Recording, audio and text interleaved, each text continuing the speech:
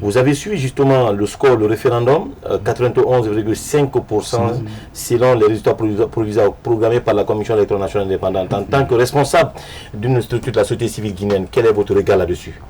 Bon, pour moi, c'est vraiment ahurissant.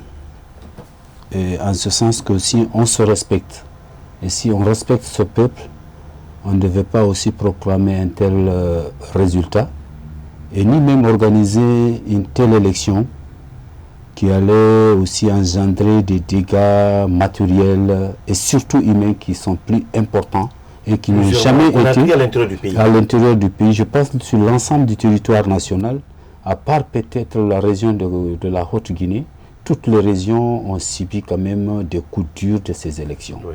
Et dans un sens ou dans un autre, le sens de la République et le sens de responsabilité devait guider les dirigeants de ce pays, de freiner à un moment et dire, écoutez, l'acte que nous venons de poser, ce n'était pas un bon acte. En ce sens que le monde entier vit aujourd'hui dans une situation de peur. Puis cette maladie qui est en train de... Le Covid-19 qui est en train de secouer le monde entier.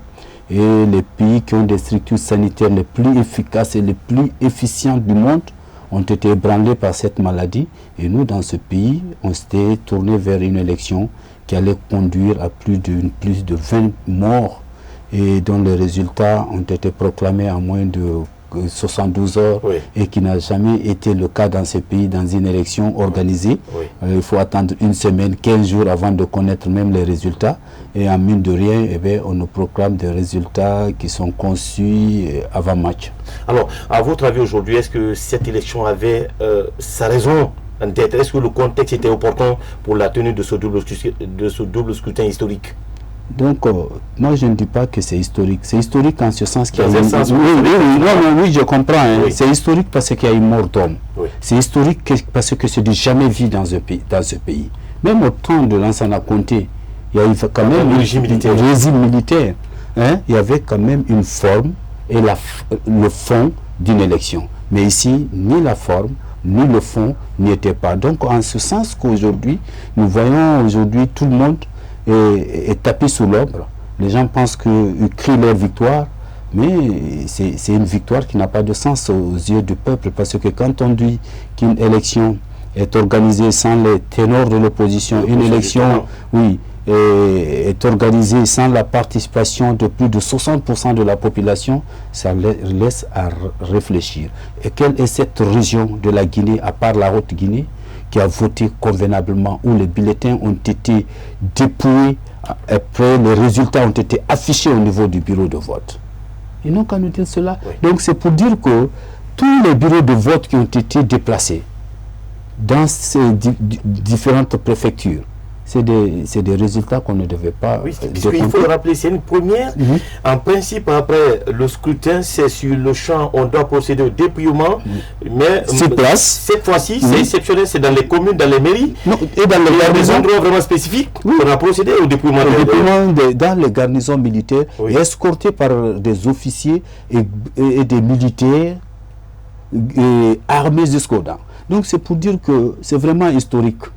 Comme vous l'avez dit, c'est vraiment historique, c'est du jamais vu. Même dans les pays à dictature poussée, c'est du jamais vu.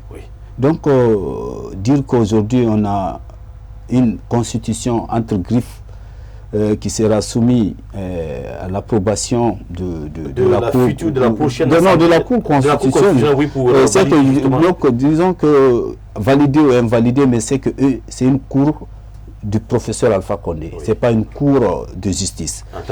En tant que telle. Parce que tous les actes qui allaient à l'encontre des droits humains, cette cour a entériné. Donc c'est pour dire que l'heure est grave. Et la démocratie, vous savez, en 2016, en octobre, quand on a classé la Guinée 156e pays, c'est-à-dire en matière de démocratie, 156e ex-aequo avec la Chine, nous, ça nous a touchés. Mais effectivement, aujourd'hui, même la Chine ne veut pas. Oui, c'est plus que se concrétiser, parce qu'au moins, en Chine, il n'y a pas de démocratie, nous le connaissons. Mais si on nous classe avec un pays où on ne parle pas de démocratie, comme 156e pays, aujourd'hui, on est 100 maintenant. Peut-être on tire le 170e place du monde. parce que bien que certains pays où on ne parle pas de démocratie nous dévancent, parce que eux, ils ont une philosophie. Oui. Il n'y a pas de démocratie, voilà notre mode de gouvernance, c'est lui qui faillit, voilà. Mais ici, les principes démocratiques existent, les valeurs de la démocratie existent, mais nulle part on applique l'ensemble de ces principes.